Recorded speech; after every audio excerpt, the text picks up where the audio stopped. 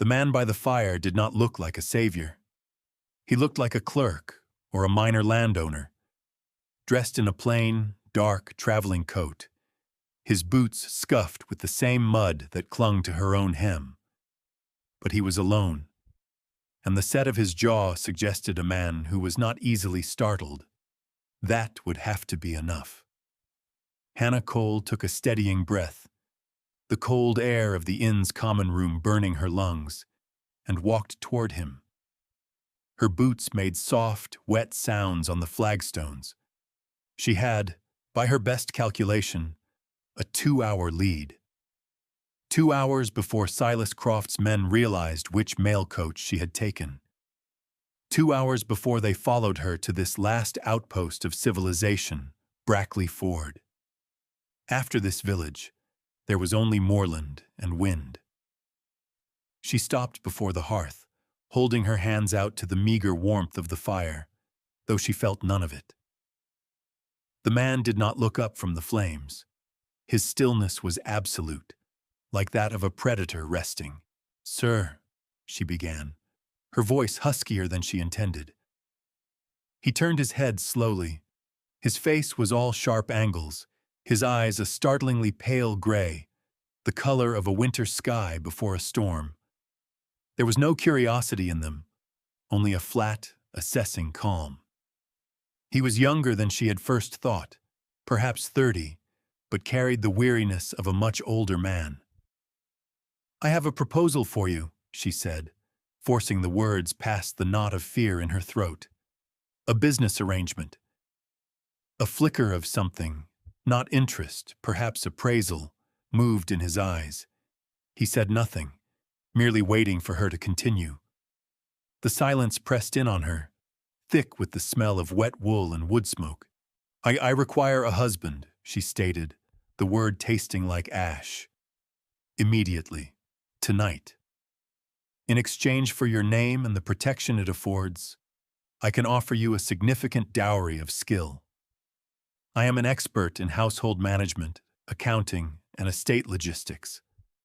I can run your home, your lands, your business interests with an efficiency that will save you 10 times what my upkeep will cost. I ask for no affection, no companionship, nothing more than the legal fact of the union." She laid her life's worth out like goods on a market stall, the sum total of an existence spent being useful but never valued. She expected him to laugh, or to call the innkeeper and have her thrown out as a madwoman. Instead, he simply watched her, his gray eyes missing nothing, the tremor in her hands, the desperation she fought to keep from her voice. "From whom do you require protection?" he asked. His voice was low and level, devoid of emotion. It was the sound of iron striking stone. "A man named Silas Croft. My family contracted me to him. The wedding is to be in 2 days." The man's expression did not change, but a muscle in his jaw tightened, a fractional shift. He knew the name. Everyone in the county knew the name, and the grim stories that followed it like a shadow. "You believe a marriage certificate is a strong enough shield to turn him aside?" he asked. "I believe the law is a stronger shield than a woman's pleas," she answered, her voice hardening. "He may be cruel, but he respects contracts. A marriage is the one contract that would supersede his own." He considered this for a long moment, his gaze returning to the fire. The logs crackled and spat, the only sound in the room. Hannah's heart hammered against her ribs, a frantic bird trapped in a cage. This was the final, desperate gambit. If he refused, her only choice was the moors, and a cold death was perhaps a kinder fate than a life with Silas Croft. Finally, he looked back at her. "Very well," he said, as if agreeing to the purchase of a horse. He rose to his feet. He was taller than she'd realized, his frame lean but broad at the shoulders. "The parson lives next to the church. The innkeeper can serve as a witness." Relief so profound it was dizzying washed over her. She swayed, and for a moment, the room tilted. He made no move to steady her. He simply waited. She drew herself up, nodding once. "Thank you. I have not offered you kindness," he corrected her, his voice flat. "I have accepted a business proposition. You will find I am an exacting partner." He led the way to the front desk, where the innkeeper was polishing a pewter tankard. "We require a room," the stranger said, "and your signature on a marriage license. I am Lord Alistair Finch." Hannah's blood went cold. The innkeeper, who had been looking at her with pitying curiosity, froze. His eyes widened, and he dropped the tankard with a clatter. He bowed, a clumsy, jerking motion. "My lord. Of course, my lord. At once." Lord Alistair Finch, the reclusive, formidable owner of Finchwood Manor, the master of every road she had traveled, every field she had crossed for the last 50 miles. He was not a clerk. He was the king of this entire valley, a man whose name was spoken in whispers, a figure of myth and fear. She had fled into the heart of a far greater power than she could have imagined, and had just bound herself to it with a desperate, blind bargain.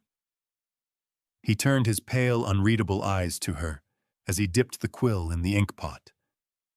The door of the inn swung shut, closing out the encroaching night and every last vestige of the life she had known. We hope you're enjoying this story. Please subscribe for more just like it, and let us know where you're watching from in the comments below. The life Hannah Cole fled was one of quiet, methodical erasure. She had grown up at Oakhaven, an estate that had been bleeding value for 2 generations, its decay masked by her father's insistence on maintaining appearances. He was a man who would rather sell his last silver spoon than admit he could not afford to polish it. Hannah's stepmother, Clarissa, was his perfect match, a woman whose kindness was a currency she spent only on those who could advance her position. To Hannah, she offered only a cool, dismissive contempt. It was Hannah's mind that kept the crumbling facade of Oakhaven standing. From the age of 16, she had managed the household ledgers, her sharp intellect a tool her family used without acknowledgement. It was she who discovered her stepbrother Thomas's habit of skimming from the tenants' rents to fund his gambling in London. When she presented the evidence to her father, he had waved it away. "Thomas is young," he'd said, his eyes refusing to meet hers. "Boys will be boys. You are to say nothing of this." So she had said nothing, and instead worked twice as hard, renegotiating with suppliers, finding efficiencies in the kitchens and stables, stretching every shilling until it screamed. She was the engine of the house, hidden away in the estate office while Clarissa and Thomas took the credit for its continued precarious survival. The loyal ally in her life, the only one who saw her true worth, was Eliza, the maid who had been with her since her own mother's death. Eliza would bring her a cup of tea late at night as she hunched over the ledgers, her fingers stained with ink. "You work too hard, Miss Hannah," Eliza would murmur, her face etched with concern. "They don't deserve what you give them." Hannah would just smile, a tired, sad little gesture. "It is my home, Eliza. I do what I must to protect it." The betrayal, when it came, was swift and brutal. She was summoned to her father's study one Tuesday morning. The air was thick with the scent of brandy and desperation. Clarissa was there, her face a mask of false sympathy, and a man Hannah had never seen before stood by the window, his back to her. He was stout and florid, dressed in clothes that were expensive but ill-fitting. "Hannah, my dear," her father began, his voice unctuously smooth. "We have wonderful news. Mr. Silas Croft has done us the great honor of asking for your hand in marriage." "Mr. Croft turned, and his eyes, small and porcine, roamed over her as if she were a horse he was considering for purchase.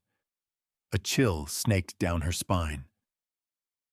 This was the man whose name was a byword for cruelty, a man whose first two wives had died young and under circumstances that were never fully explained. "The arrangement will settle all of our outstanding debts," Clarissa added, her tone bright and brittle. "It secures the future of Oakhaven. You have saved us, Hannah." Saved them. She looked from her stepmother's triumphant face to her father's averted gaze and understood. She wasn't a daughter. She was a final asset to be liquidated. They had not just failed her, they had sold her. She felt a strange, cold calm settle over her. She did not plead or cry. She simply looked at her father and said, "I will not do it." Her father's face, already pale, turned ashen. "The contract is signed, Hannah. It is a matter of law, of honor." Mr. Croft chuckled, a low, wet sound. "She has spirit. I appreciate that. It will make the taming all the more rewarding." That night, as she sat numbly in her room, Eliza slipped in, her face pale. She pressed a small, heavy purse into Hannah's hand. "It's all I have," she whispered, her eyes full of tears. "Go north. Lose yourself. Don't let them do this to you." The weight of the sovereigns in her palm was the weight of the only true loyalty she had ever known. It was that loyalty that gave her the strength to act. The final confrontation was as futile as she knew it would be. The next morning, she returned to the study, armed not with pleas but with the ledgers themselves.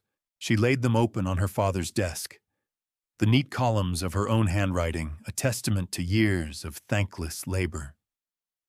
"Here," she said, her voice steady. "This is the proof of Thomas's thefts. And here is the accounting of how I have kept this house from ruin for 5 years. You are not selling me to save Oakhaven. You are selling me to save him from the consequences of his own weakness." Her father's face contorted with a rage born of shame. He swept the ledgers from the desk, sending papers scattering across the floor. "You insolent girl," he roared. "You will do as you are told. You will marry Mr. Croft, and you will be grateful for the security he provides." He did not strike her, but his words were a blow all the same, shattering the last, fragile filament of hope that he might see her as anything more than a solution to his problems. That evening, Mr. Croft came to dinner. He sat at the head of the table, in her father's own chair, a usurper already claiming his territory. He directed all his conversation to her, his tone oozing a possessive familiarity that made her skin crawl. He spoke of the changes he would make at his estate to accommodate her, of the new, more docile maids he would hire, of the quiet country life she would lead. It was a portrait of a gilded cage, and she knew that once the door was locked, she would never be free. He placed his hand over hers on the table, his skin damp and hot. "We will be very happy, my dear," he murmured, his thumb stroking her knuckles. "Once you learn your place." It was then she knew for certain that flight was her only option.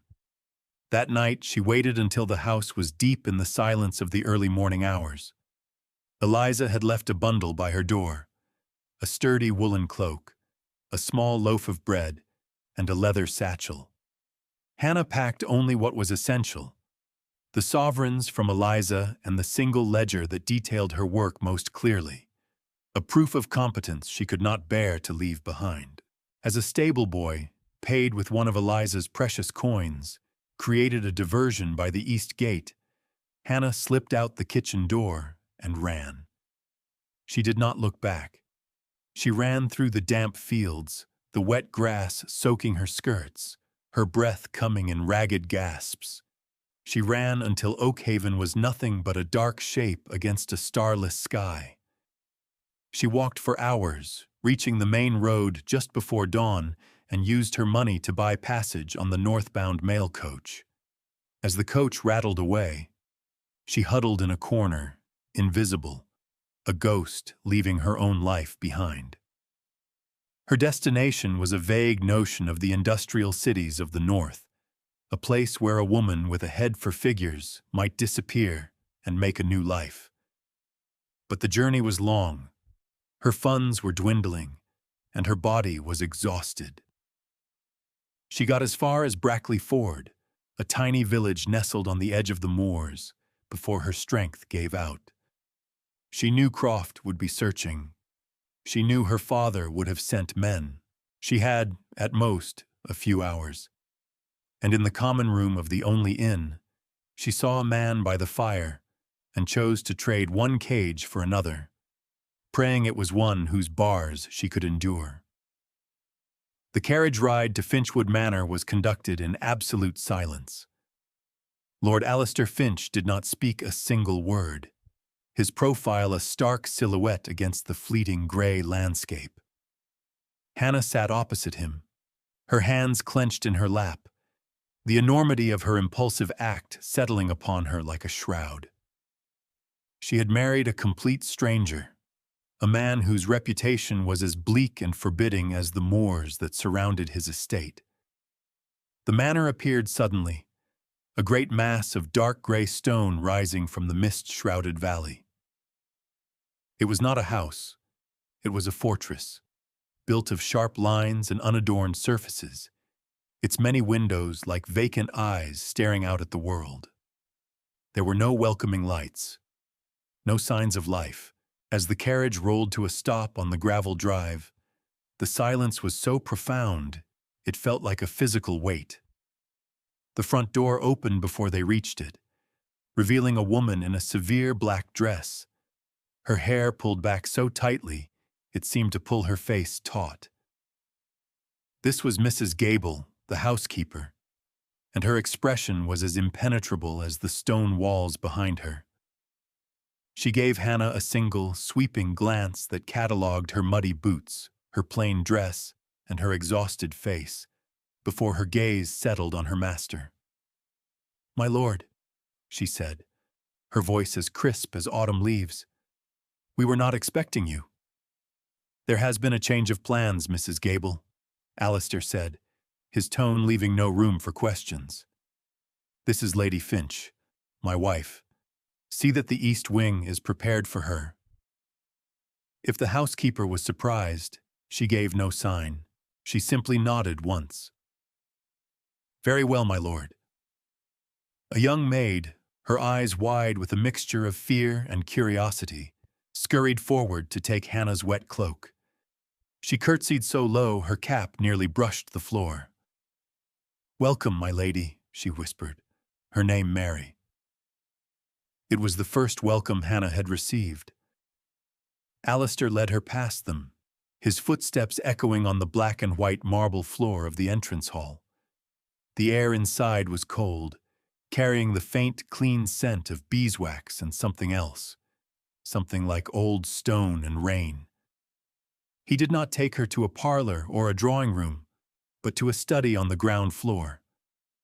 The room was ruthlessly functional, dominated by a massive oak desk, shelves of ledgers, and walls covered in detailed maps of the estate. A fire burned low in the grate, providing the only warmth. He gestured to a chair, but did not sit himself. He stood before the hearth, one hand resting on the mantelpiece, looking down at her. "Let us be clear about the terms of our arrangement," he began, his voice the same dispassionate monotone he had used at the inn.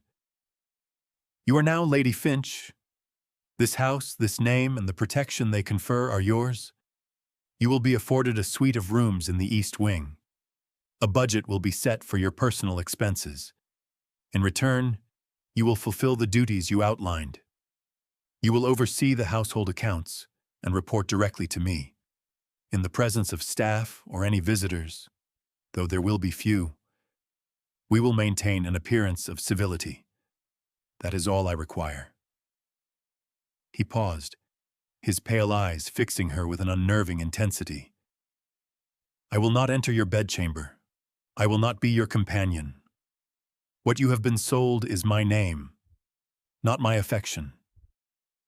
I have none to give. Do you understand these terms?"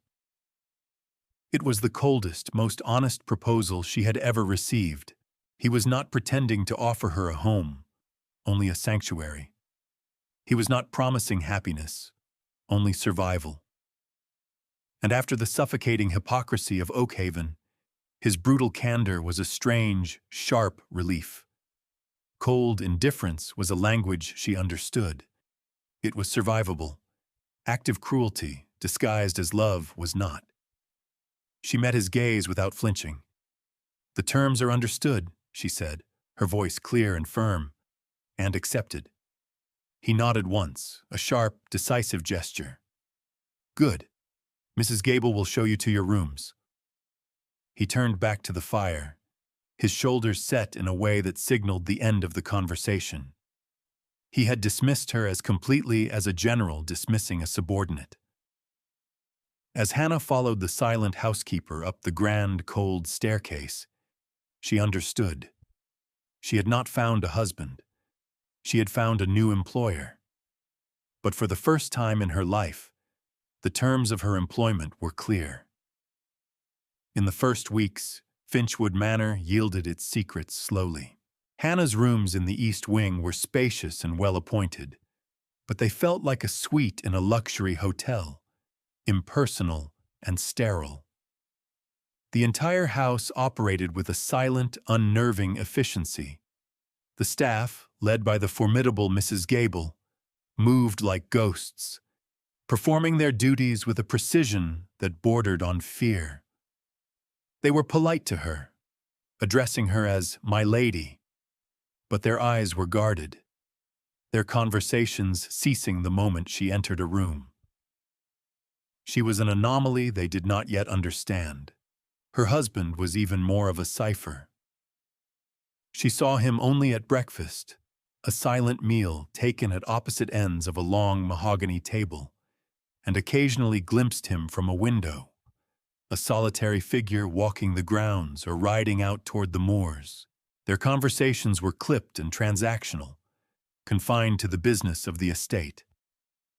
"The cost of grain from the miller is too high," she would state, presenting her findings. "I have sourced a new supplier in the next village who offers a better price." He would review her figures, nod, and say, "Proceed." There was no praise, only a quiet acceptance of her competence. Unwilling to remain idle, Hannah began to explore. She discovered that the entire north wing of the manor was locked, its windows shuttered, dust cloths covering the furniture in the corridor visible through the keyhole. When she asked Mary, her young maid, about it, the girl grew pale. "The late lord and lady's rooms, my lady," she whispered. "No one has been in there since the accident. Lord Alistair forbids it." The mystery only deepened the sense of a house holding its breath around a past sorrow. Her most significant discovery was the walled garden. Tucked away behind the stables, it was a forgotten acre of land, its gate rusted half shut. Inside, nature had run riot. Weeds choked elegant stone paths, and rose bushes, once carefully trained, grew into a thorny, tangled wilderness. Yet beneath the neglect, the bones of a beautiful garden remained. Here, Hannah found her purpose. She procured a key from the main household ring and set to work. She spent hours each afternoon in the damp, earthy quiet, pulling weeds, clearing paths. Her hands, once soft from indoor work, growing calloused and strong. An elderly groundskeeper named Arthur, who had seemed as silent and remote as the rest of the staff, began to watch her from a distance. One day he approached, holding out a pair of thick gardening gloves. "The thorns on those old roses are wicked, my lady," he said, his voice rusty from disuse. He stayed to help her, his gnarled fingers expertly identifying plants and advising on how to prune them back to life. In the shared, peaceful work, Hannah found her first true connection at Finchwood. Her work inside the house progressed just as methodically. The household ledgers were her domain, and she quickly mastered them. They were impeccably kept, but revealed a pattern of inefficiency. The estate steward, a man named Price, seemed to consistently overpay for supplies, a fact he explained away with vague talk of quality. Hannah, unconvinced, began her own inquiries, sending letters to merchants and cross-referencing prices. Alistair observed her industry from a distance. She would feel his presence and look up from her desk in the small morning room she had claimed as her office to see him standing in the doorway, watching her, his expression unreadable. He never spoke, but his silent observation was becoming a constant feature of her days. One night, unable to sleep, she went down to the library in search of a book. The room was vast and dark, smelling of leather and old paper. A fire was burning in the hearth, and in a high-backed chair before it sat Alistair. He looked up as she entered, but did not seem surprised to see her. She hesitated, ready to retreat, but he gave a slight, almost imperceptible nod toward the shelves. Taking it as permission, she found a book and settled in a chair on the opposite side of the hearth. They sat in silence for over an hour, the only sounds the turning of pages and the soft crackle of the fire. It was not a comfortable silence, but it was not hostile either. It was a shared space, a quiet truce in the vast, empty house. As she left, she murmured, "Good night." From the shadows, his low voice came back. "Good night, my lady." It was the first time he had spoken to her of anything other than business, the first crack in the wall of their formal arrangement. Hannah's investigation into the estate's finances uncovered more than just the steward's petty skimming, while Mr. Price's overpayments for seed and livestock were consistent. They didn't account for the larger sums that seemed to vanish from the quarterly accounts. There was a leak somewhere, a significant drain on Finchwood's resources that she could not trace through the official ledgers. Her search for the source led her to a small, disused office adjoining the steward's. It was filled with dusty records from the previous lord's tenure. While cleaning, her hand brushed against a loose stone in the fireplace surround. Curiosity piqued. She worked it free. Behind it, nestled in the dark cavity, was a slim, leather-bound book. It was a private ledger, its entries recorded in Mr. Price's spidery script. Hannah's blood ran cold as she read. It detailed a series of secret payments, not from Finchwood, but to Oakhaven, regular sums sent to her father, funneled through Price.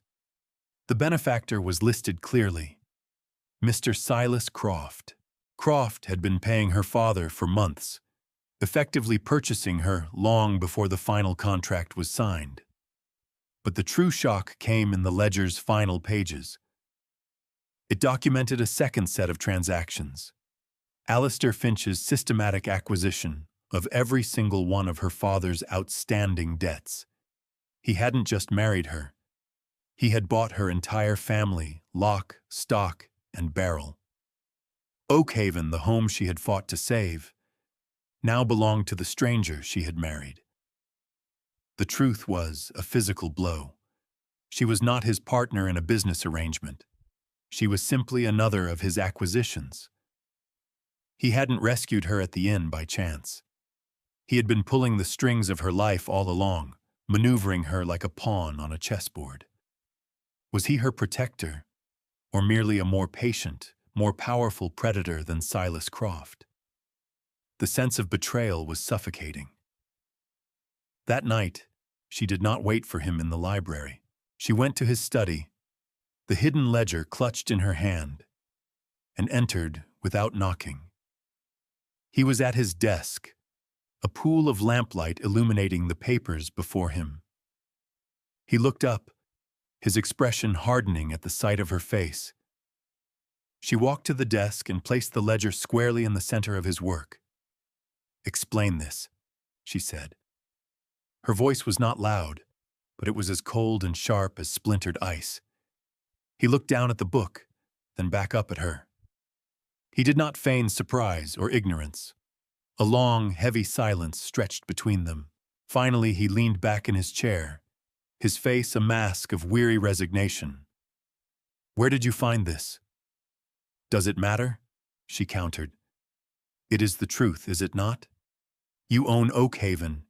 You own my father's debts. You held the power to void Croft's contract all along. Why the charade at the inn? Why allow me to run, terrified for my life, only to trap me in a different cage?" "Because I never intended for you to be in a cage," he said, his voice low and strained. He rose and walked to the window, staring out into the blackness. "I knew of Croft's reputation. A man in my employ has a sister who suffered greatly as his first wife. I also knew of you." He turned back to face her. "Reports of your competence in managing Oakhaven are well known in the county, even if your family never gave you credit. When I learned of the contract, I began acquiring the debt. My intention was to invalidate Croft's claim and offer you a position. Estate manager of Finchwood." Her mind reeled. A position, not a wife. "You intended to hire me?" "I intended to give you a choice," he corrected her. "A way out that was your own. But you fled before I could act. When you walked up to me in that inn, you presented a solution I had not anticipated. A faster, more permanent one. You made your choice before I had the chance to offer you one." His explanation was logical, precise, and devoid of sentiment. It was also, she realized with a jarring certainty, the absolute truth. He had not sought to control her, but to empower her. He had seen her value when no one else had. The foundation of their carefully constructed arrangement crumbled, replaced by something far more complex and unsettling. He was not her captor. He was the only person who had ever truly seen her worth. The past arrived in a handsome black carriage, its wheels crunching on the gravel of the drive with an arrogant finality. Hannah was arranging flowers in the great hall when she saw it through the tall windows. Her heart seized. She recognized the crest on the door, the snarling boar of the Croft estate. A moment later, the front door was opened by a footman, and two figures were framed against the gray afternoon light. Silas Croft, his face flushed with smug certainty, and beside him, looking small and defeated, her father. Croft's eyes found her immediately, a possessive gleam lighting their depths. "There you are, my dear," he said, stepping inside as if he owned the place. "A foolish little chase, but no matter. We've come to take you home." Mrs. Gable appeared, her expression thunderous. "You were not announced," she said, her voice dripping with ice. Before Croft could reply, Alistair emerged from his study. He moved with a quiet, lethal grace, his presence instantly commanding the cavernous space. He stopped beside Hannah, a silent, solid wall between her and the intruders. "Croft," he said, his voice dangerously soft, "you are not welcome here." Croft laughed, a dismissive, ugly sound. "Finch, I should have known you'd have a hand in this. But your games are at an end. I have a legally binding contract for this woman's hand, signed by her father." He gestured to Hannah's father, who flinched. "I am here to collect my property." Alistair did not even glance at the document Croft brandished. "That contract is worthless," he stated calmly. "It was signed by a man in significant debt, a man whose assets, including his daughter's wardship, are now controlled by his primary creditor. He paused, letting the words sink in. And that creditor is me. Her father visibly paled. Croft's face, however, darkened with rage. This is an outrage! You cannot simply— Furthermore, Alistair continued, cutting him off, she is not available for marriage. She is already married. He looked down at Hannah, his expression unreadable. To me. Croft stared, his mouth agape, his blustering confidence finally punctured. He turned his fury on Hannah. You manipulative little shrew. You think you've won? You've trapped a grieving recluse, but you are nothing. A debtor's girl playing at being a lady. His voice was rising, his face turning a blotchy purple.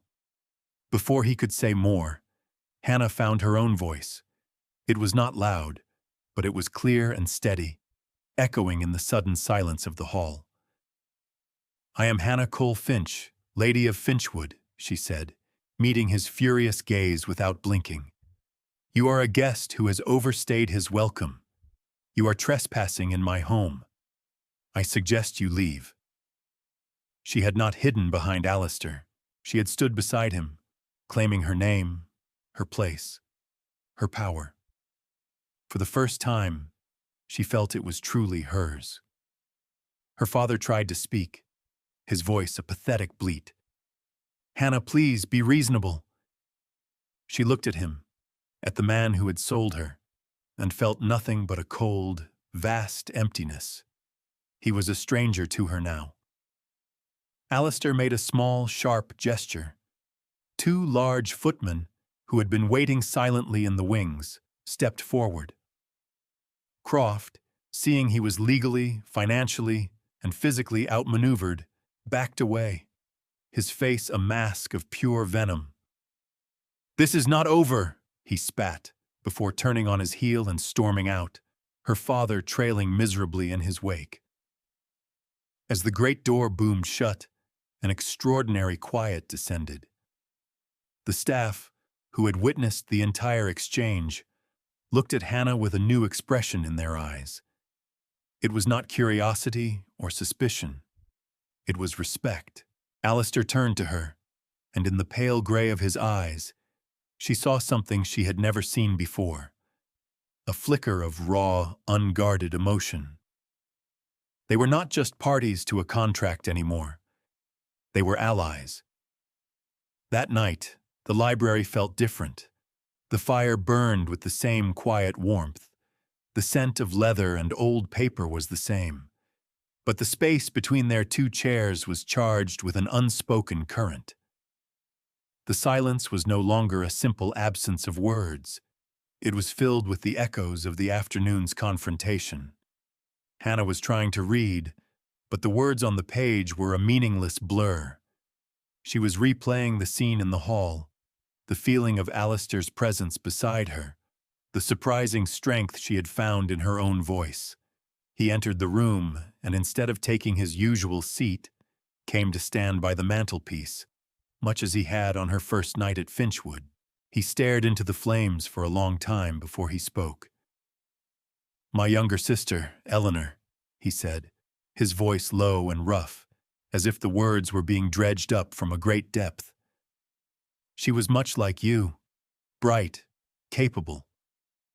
Our parents arranged a marriage for her, a man of good family with a reputation for firmness. He paused and a muscle worked in his jaw. I was young. I saw her unhappiness, but I did nothing. I told myself it was her duty that she would adapt. I did not intervene. He turned from the fire, and his eyes were dark with a pain so old it had become a part of him. He broke her spirit, piece by piece. She faded. By the time I understood what was happening, it was too late. She took her own life on a winter morning much like this one. The confession hung in the air, stark and devastating. Hannah finally understood the locked north wing, the profound sorrow that permeated the house, the fortress he had built around his own heart. It wasn't coldness, it was a penance. When I learned of your situation with Croft, he continued, his voice barely a whisper, I saw a ghost, a chance to correct a failure that has haunted me for 15 years. My methods were clumsy, controlling. I only know how to move assets and secure positions. I did not know how to simply help. You did help, she said softly. You gave me a sanctuary when I had none. He took a step toward her, his shadow falling over her. When you spoke to him today, he said, his voice regaining some of its strength, when you claimed your name, your place, I felt something I have not allowed myself to feel in a very long time. He looked down at her, his expression stripped of all its usual guards, leaving only a raw, startling vulnerability. I was proud. He reached out, his movements slow, hesitant, and his hand covered hers where it rested on the arm of the chair. His touch was warm and firm, a shock of life against her skin. It was the first time he had touched her with tenderness. This arrangement, he said, his gaze holding hers, intense and unwavering. This contract of ours has become insufficient. The words were simple, factual, yet they landed with the force of a physical blow, cracking open something deep inside her. The walls he had so carefully constructed and the ones she had built in turn were gone. Hannah, he said, and the sound of her name, spoken in that quiet, honest voice, was the most profound declaration she had ever heard. He did not want a business partner. He wanted a wife.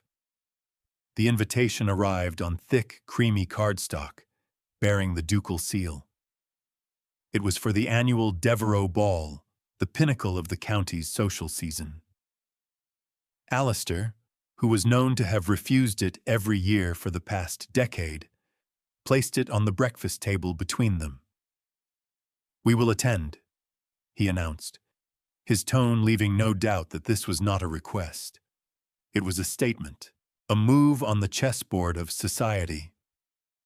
Silas Croft would be there, nursing his wounded pride, spreading his poison. Alistair intended to face him on public ground, and he intended for Hannah to be by his side. The preparations were a quiet whirlwind. A dressmaker was summoned from the county town, a woman with clever hands and a discreet manner. Hannah did not want lace or fripperies. She chose a silk the color of a midnight sky, a deep, rich blue that shimmered under the light. The cut was simple, elegant, and severe, a reflection of the woman she had become. It was a gown that did not ask for attention, but commanded it. When she came down the grand staircase on the night of the ball, Alistair was waiting at the bottom. He was dressed in formal black evening wear that fit his lean frame perfectly, making him look taller, more formidable than ever. He watched her descend, and for a moment, the iron control of his expression faltered, replaced by something that looked almost like wonder. He offered her his arm, and his touch was warm through her glove. Their arrival at the Duke's magnificent ballroom sent a wave of whispers through the assembled crowd. Heads turned, fans fluttered, and the name Finch was on everyone's lips. The reclusive lord and his mysterious new bride were a spectacle. Hannah felt the weight of 100 pairs of eyes, assessing, judging. She kept her head high, her hand resting lightly on Alistair's arm, a silent display of unity.